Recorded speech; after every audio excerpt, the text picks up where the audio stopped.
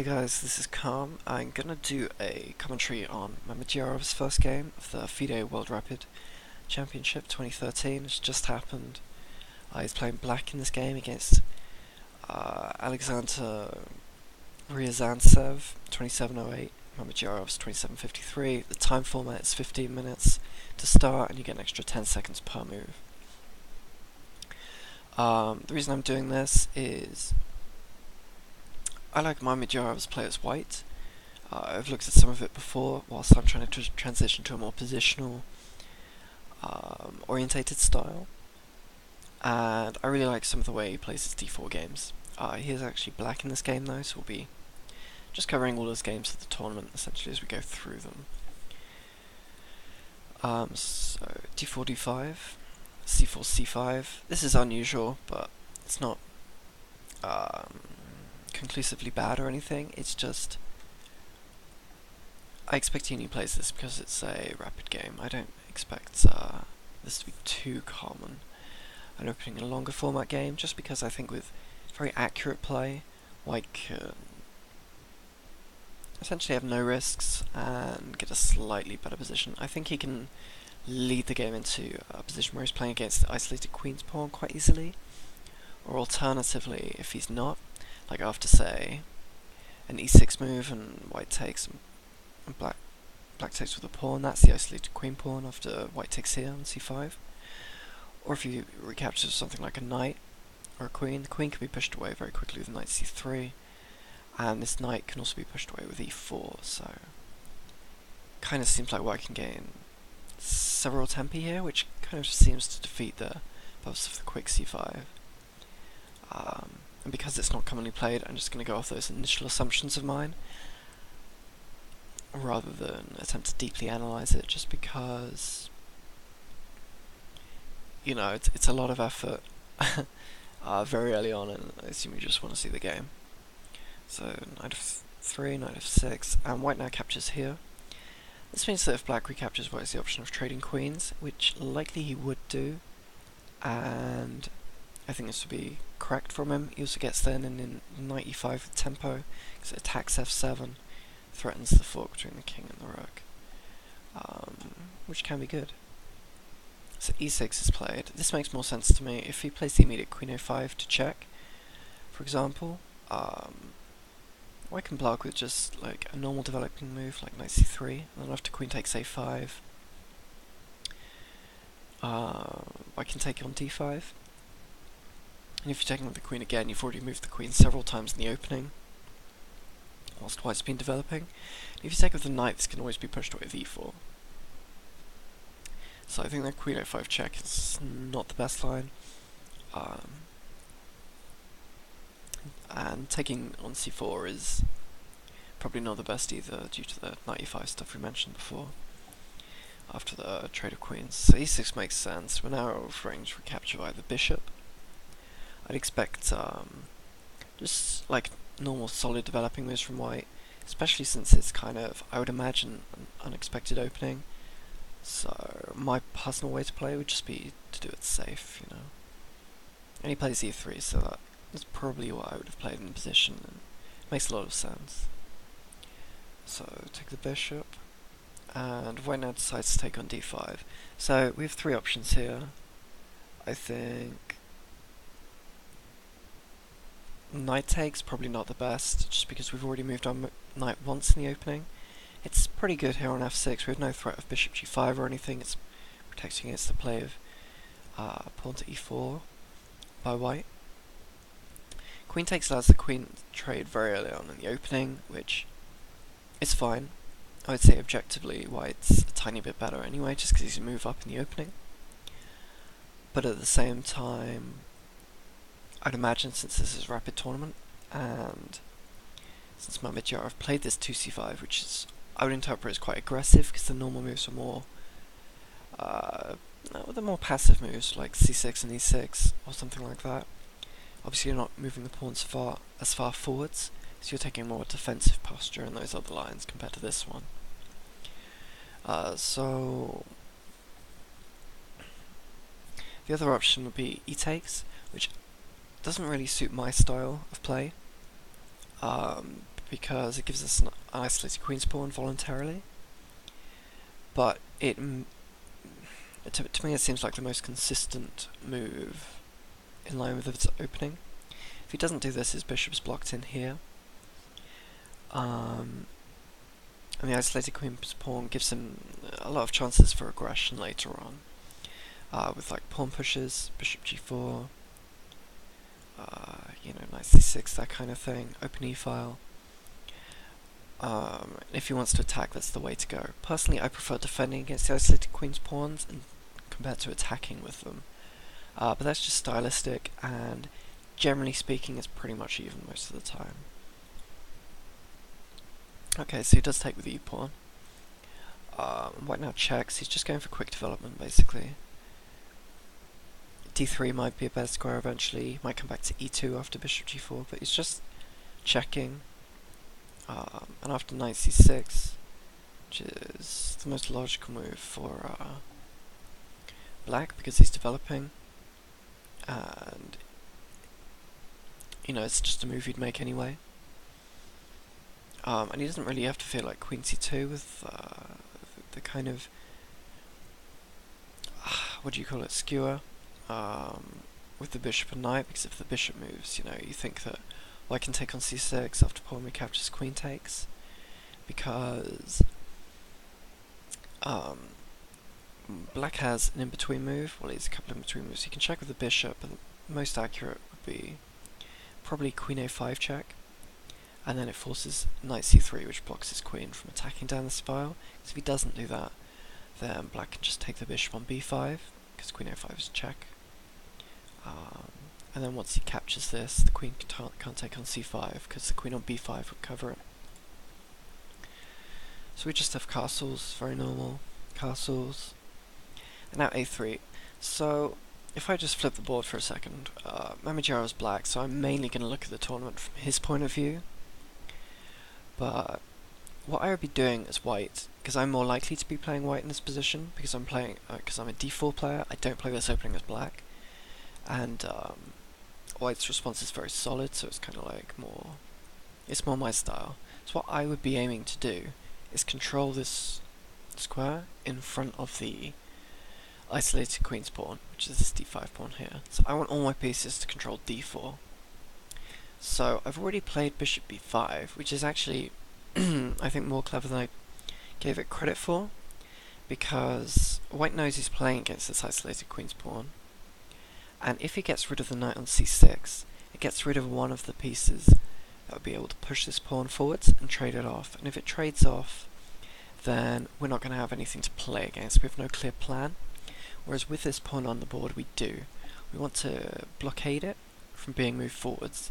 That means late game this is going to be a weakness, because it can't be supported by another pawn. So the ways we do that are we have all our pieces essentially aiming at d4. So black can never play it forwards without us taking and just gaining a pawn. So ways to do that, we want our knight probably on b3, because if we move it to b3, it covers d4. We want our bishop either on c3 or b2, because then again it'll cover this long file. We want to trade off this light squared bishop for this knight, potentially, because this knight helps him push this forwards, and this bishop doesn't help our plan of blockading, because it can't cover a dark square. You see? So, and that's what I think. And then, once we've done that, we also want our rooks on d-file, our queen on the d-file. We maybe want to play something like h3 to prevent bishop g4 like blocking our knight from protecting this square. So you may be thinking, what's that to do with a3? Well, a3 is the best option for fulfilling all those things, because if, as I mentioned, I want my knight on b3 and my bishop on b2 or c3. In order to have them both here, both in those spots, I want to get them firstly as fast as possible, so he doesn't have time to play this push, and also I want to arrange them in a way so that they work well with each other and they don't get in the way. So what I mean by that is, if I played knight d2 to b3 here, it would mean that I have to play 2 further moves for my bishop to support this. So I have to play bishop d2, bishop c3 as well. Whereas if I play b4, move b4 after a3, then I can just play bishop b2 in one move. And I'm also not as if I've played b3 and bishop b2, because having the pawn on b3 would block this knight from going to its b3 square. So I'm going to play a3, and the idea is playing b4 with tempo on this bishop, forcing it to move. Then I can play bishop b2, later on I can play knight d2 and knight b3. So both my pieces are positioned behind the pawns, so they're safe from counterattacks. I'm gaining tempo on this bishop, and I'm going to arrange my pieces around this square, which is like just how I want them arranged. I think that's quite a long-winded way of saying that, so if that's not clear, just say something in the comments and I'll try and phrase it better. And so yeah, from Black's point of view, going back to Mamedyarov, because he's got the isolated pawn, he wants to get rid of it later on. And the way he's doing that is going against this white plan which I just talked about. One of the ways of doing that is playing a quick bishop g4 to not allow this quick h3. So if white trades off his knight, his bishop for this knight, which guards d4, black can essentially do the same. In fact, black doesn't even have to at this point, he just needs to keep this pin against the queen, and for the threat of taking on here later on. So by tying up this piece, essentially we have one less defender of this square. Okay, so b4 is played, and the bishop goes back to d6, and bishop b2 is played. Okay, so knight e4 is now played, and this is for, you know, a few reasons. I mean, I should point out that the thing you might first notice is you can play queen takes d5. Actually then black would be able to play bishop takes h7 check, and then after the recapture, black would actually be able to take this queen, which you know is pretty important. So, knight e4,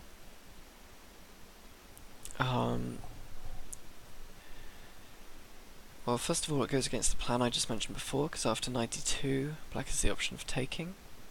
So again, that's going to be one less defender of this d4 square, the square in front of the isolated queen's pawn, and he would be trading off this knight for it, which wasn't in a position to help with the support of this push either. So it would just be a good trade in general.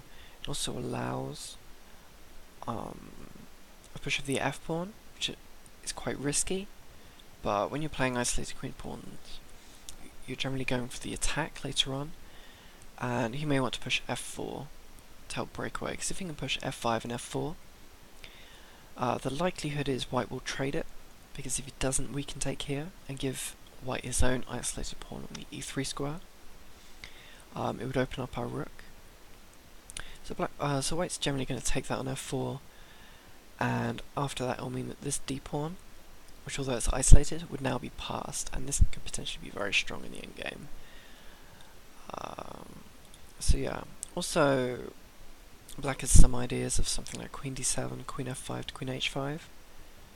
And although the knight isn't stopping this plan originally, it does mean if we play queen d7 immediately, just bishop takes f6 could be a problem, because it messes up a pawn structure. This would be isolated, these would be isolated and doubled, this would be isolated.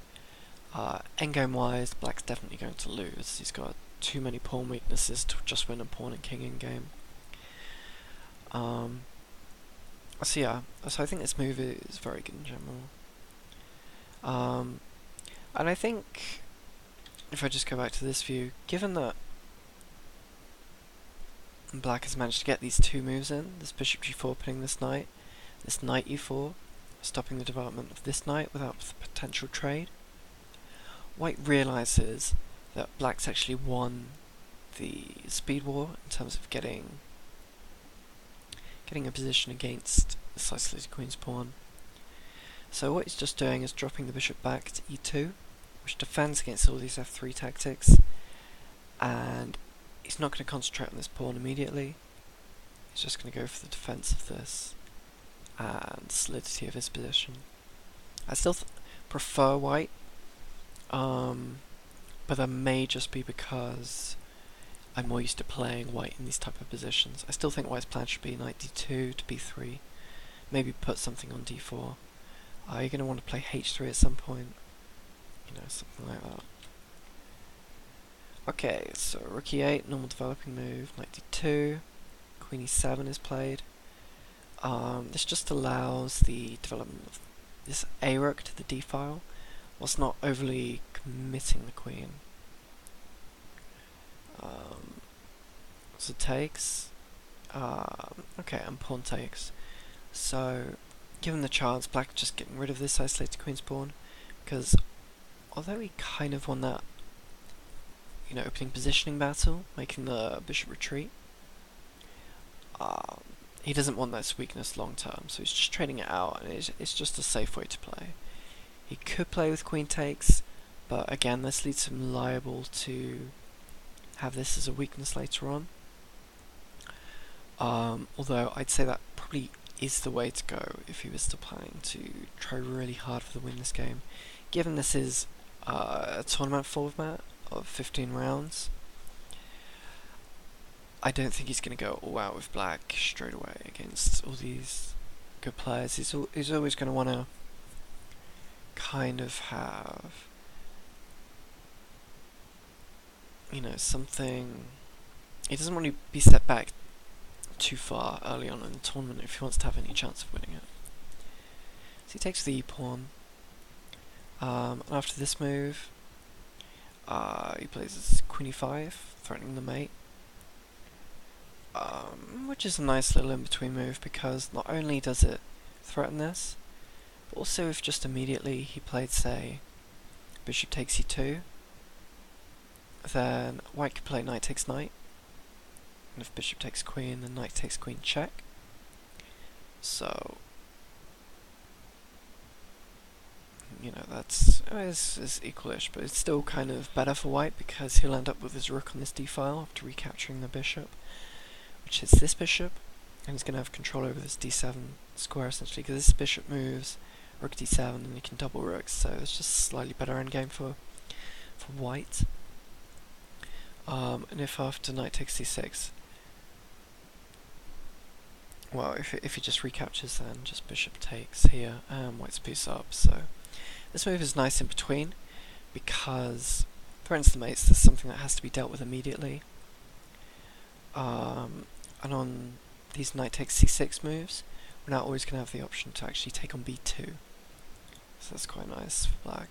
So probably g3 here. Yep.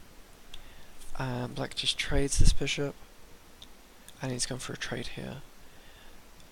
It's too awkward to let white take on c6, because we don't want this isolated pawn here, because that would be a weakness. And we have to do something to kind of resolve that now, of which the best move is just to take, because if we don't take, white is now threatening to take this knight again, because his queen supports his bishop.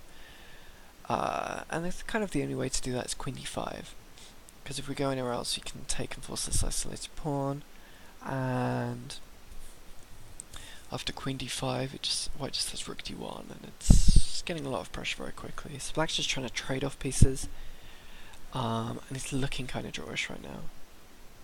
Queen f5 and h5. h5 is a useful move. It's it looks very aggressive, and he does intend to maybe play h4 at some point, opening up this bishop, but it's also a defensive move in that he's opening some space along the back rank for his king. And yeah, he doesn't have to worry about playing rook c8 immediately, because his queen also supports this square. So if white ever tries to double rooks, which is somewhat likely, although probably the most likely is to just play the other rook to d1 to attack this bishop, he's going to, you know, have time to put his rooks on c8 and trade things off. So this is just a useful move to like free up space for the king and potentially threaten h4 later on. So rook d1 was played, rook d8, just balancing off against h4. Now b6, he had to do something about this a-pawn. So there's a couple of options. You can play a5, although then you have to think about the consequences of, you know, white just taking it, white playing b5, and white leaving it. And although you open up your rook in a lot of those lines, you are leaving this b-pawn kind of isolated. And the thing to know about that is it's on a white square, whereas black's pawns are on dark squares, and they both have dark bishops. So it's going to mean it's easier to defend for white, compared to this b7 pawn. So another option would be a6, and the other option is b6. If we play a6, I think the problem here is that we're allowing more dark squares, just for white to put his pieces there. Like if you played a6, like bishop b6 is quite annoying for black to deal with, because he has to move this rook. If the rook goes to d7, it's only supported by the queen now, not by the other rook, so disconnecting the rooks is kind of somewhat annoying. I mean, probably all the moves are fine, but b6 to me does make the most sense. It seems like the best move, because it blunts this bishop's diagonal, giving it less squares as opposed to more squares with a6. And it means this rook is essentially free to move. It's king g2, rook d7. See, I noticed, I mentioned about the disconnecting of rooks last move, but now that this b6 move is being played, this rook is no longer pinned to the a file, so it's not as bad because he can immediately reconnect on the next move if he needs to, which he does. So now white's just trying to double rooks on the d file. Looks like white's playing for a draw here. Black seems to be set up well enough to deal with it. And okay, so we're just trading off pieces. White is still very slightly better, just because he's got this bishop is better placed. But I imagine this can be traded off very quickly with like bishop f6 or something, so not too much of an issue. Rook c6 kind of weird. We have to bear in mind that obviously the time's 15 minutes plus 10 seconds move, so I'm not actually sure of the times at this point in the game, but with this move, white's essentially just trying to like double, say queen c4 or something, although personally I don't think he's really doing so much. He kind of needs his queen in defense, maybe he's just kind of playing any move. I don't think he wants to commit by pushing these pawns forwards because of the weakness that would create on b4, and I actually think that's why king h7 was played. It's quite a clever move because he gets out of all back rank issues, which could potentially happen, like all the checks there, and also he's delaying on just playing bishop f6. So if he played bishop f6 immediately, that's when white could have considered moves like b4 and pushing this, because it would leave a3 open. And actually looking at it, I think that's why rook c6, because he expects bishop f6 soon. And now if it's played, then it means after the capture, well, I would have to capture the pawn because the rook covers it. So that would lead to a disjointed pawn structure. I don't think it would be enough for white to win, but it would be slightly worse compared to the game. So bishop d6, just rook back. Black's using this rook to support the pawn. And now he's just kind of rearranged his rook to a position where he can, in theory, threaten things like queen taking on h4 at some point, or some sack on g3. But I don't actually think that's going to happen, because black would be compromising a lot of his position to arrange his pieces to do that. And also, I'm not sure how the queen attacks this square without going in a really roundabout way, such as e6 to d7, and then, you know, just king h3. So I don't think black's getting much done here, but I imagine they'll just play quite a lot of moves where you'd expect to draw in a higher time frame game between these level of players, just because if one person's got a big advantage on time, they're going to want to see if they can make the most of that. So opening preparation pays off in that respect much more so in rapid games than it does in long player ones. So we have this b4 push once black moves off the diagonal. Again, I don't think it's going to end up in too much. Okay. So, by placing his rook here, again he's potentially threatening this queen g6 and then take on h4 kind of thing. I still don't particularly think he was really going to do anything about it, but by playing g5, this is very aggressive, so actually he really is pushing for the win. I think he figures his king is very safe on h7. His rook can't penetrate because of the queen.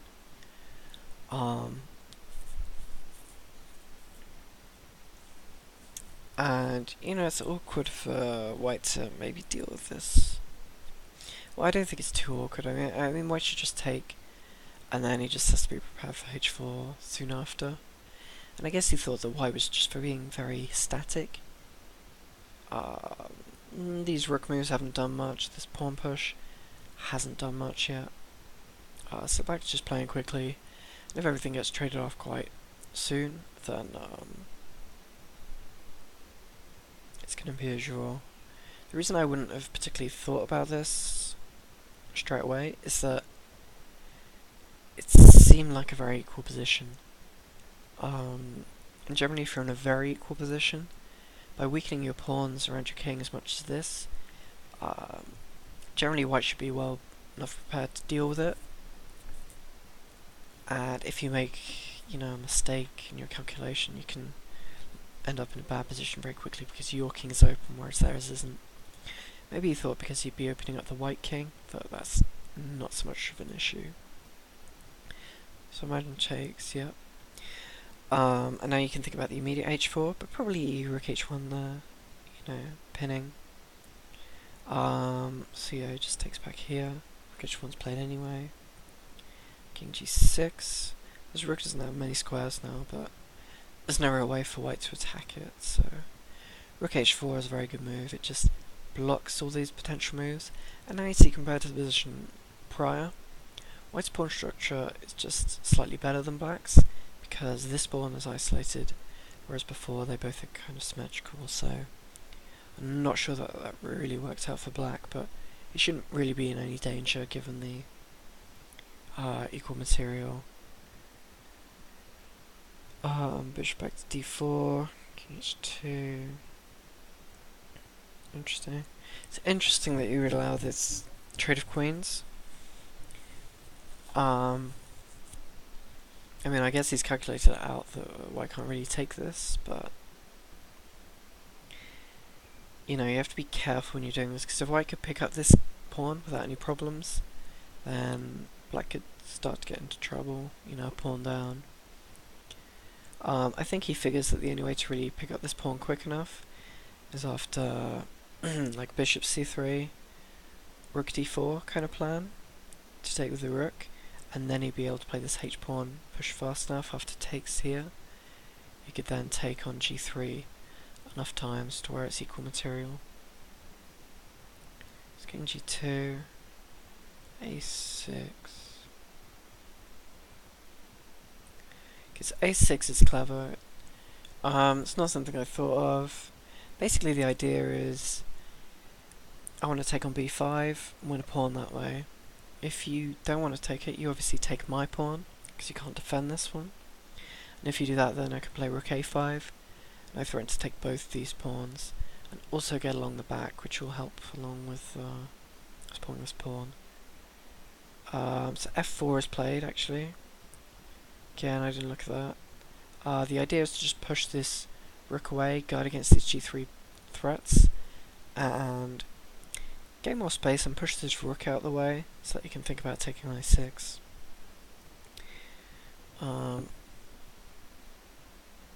Okay, so the king comes in to push this rook away in time so that he can recapture on b5. I mean, the only thing I'd be worried about is like a d-pawn push now, like how do we stop that? I guess we have to bring this rook back. It's just like an in-between move, then I guess rook f5 should still be a safe square for the rook. Okay, he does play d2, d1, rook f5, so he takes, now bishop d6.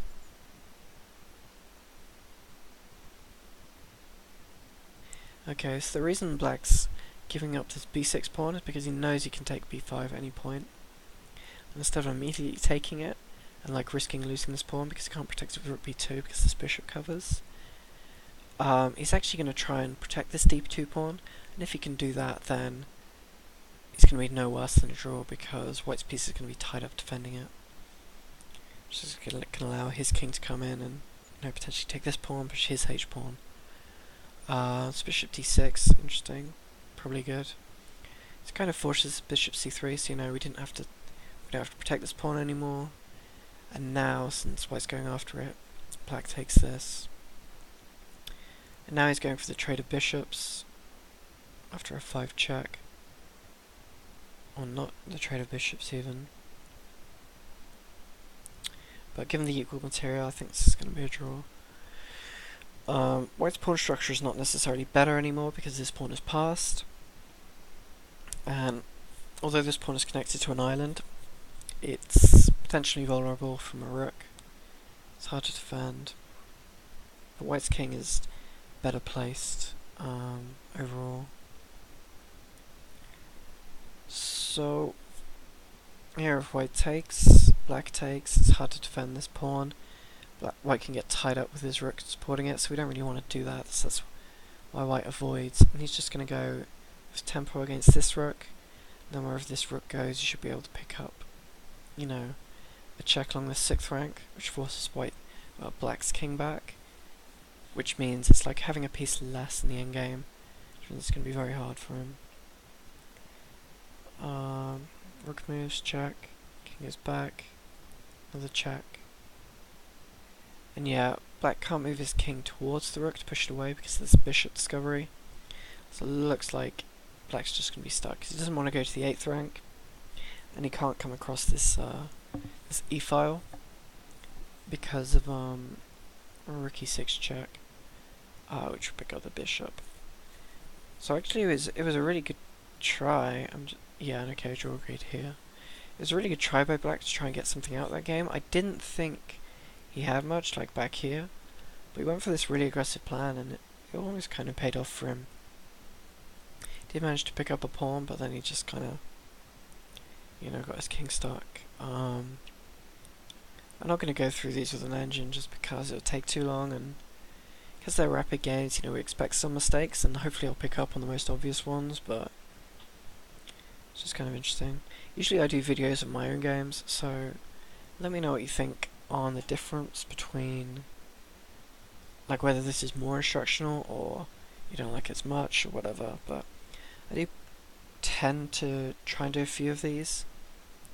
Hopefully I gave an okay overview of the game, although it's kind of just play by playing it. I mean, I was explaining plans around here on Iceland Queen Pawns, then it just kind of seemed drawy to me for a bit, and then this really aggressive thing is dangerous, but it was well planned out because he managed to essentially intrude from a position where everything was very equal. He was just creating imbalances in the position by making his pawn further forwards, and it was interesting. So yeah, I'm gonna come back to you with the second game at some point. Thanks.